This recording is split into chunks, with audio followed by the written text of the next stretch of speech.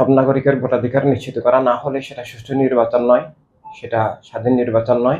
মৌলিক নাগরিক অধিকার, রাষ্ট্র কিভাবে চলবে, কোন নীতিতে চলবে, সমাজ কিভাবে গড়ে উঠবে, অর্থনীতি কিভাবে পরিচালিত হবে, এই সব কিছুই রাষ্ট্রনীতির সাথে জড়িত। আর এই রাষ্ট্রনীতির সাথে জনগণের ইচ্ছা, জনগণের আকাঙ্ক্ষা, বিশ্বাস, আদর্শ সবকিছু জড়িত। তাই ভোটাধিকার অত্যন্ত গুরুত্বপূর্ণ বিষয়। ভোটাধিকার নিছক একটা সাধারণ নির্বাচনের বিষয় নয়। এই নির্বাচনের মধ্য দিয়ে সমাজ পরিবর্তন, রাষ্ট্র ব্যবস্থার পরিবর্তন, রাষ্ট্র ভবিষ্যতে কেমন হবে, মানবতার পক্ষে হবে না মানবতার বিরুদ্ধে হবে, এসব কিছু ভোটাধিকার নির্বাচনের সাথে জড়িত। তাই প্রতিটি নাগরিকের ভোটাধিকার নিশ্চিত করতে হবে। সব নাগরিকের ভোটাধিকার নিশ্চিত করা না হলে সেটা সুষ্ঠু নির্বাচন নয়, সেটা স্বাধীন নির্বাচন নয়। কিন্তু ভোট সিস্টেমের পরিবর্তন না হলে বর্তমানে বাংলাদেশে সব নাগরিক ভোট দিতে পারবেন না। বাংলাদেশের একটা ভোটারদের একটা বিশাল অংশ অন্যান্য দেশে কাজে থাকেন, প্রবাসী নাগরিক প্রায় 1,20,00,000।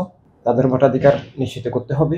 বর্তমান যে ভোট কেন্দ্রে গিয়ে ভোট দিয়ে আসা, এটা অনেক দিক থেকে সমস্যা সংকুল।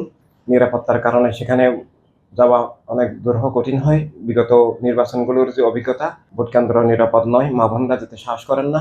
এভাবে অনেক ব্যস্ত মানুষ আছেন যাদের পক্ষে ঘন্টার পর ঘন্টা সেখানে লাইনে দাঁড়িয়ে থাকা সম্ভব হবে না। তাই ঘরে বসে যেন সবাই ভোট দিতে পারেন, যিনি যেখানে আছেন সেখান থেকে যেন ভোট দিতে পারেন। এটা মোবাইল ডিজিটাল থাম ভোট, এটা প্রচলন করা প্রয়োজন। বর্তমানে এস্তোনিয়াতে সেটা আছে।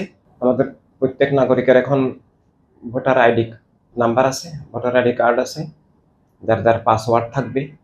এভাবে প্রত্যেক ব্যক্তি তার যে মনোনীত দল, মার্কা, যিনি যে রাজনীতিকে সমর্থন করেন, পছন্দ করেন, যে দলকে সমর্থন করেন, পছন্দ করেন, তিনি সেখানে ভোট দিবেন তার মোবাইলের মাধ্যমে, তার থাম্বের মাধ্যমে। থাম্ব এমন একটা জিনিস যেটা আল্লাহ তাআলা এমনভাবে তৈরি করেছেন, দান করেছেন, যেটা এক ব্যক্তির সাথে অন্য ব্যক্তির মিলে না।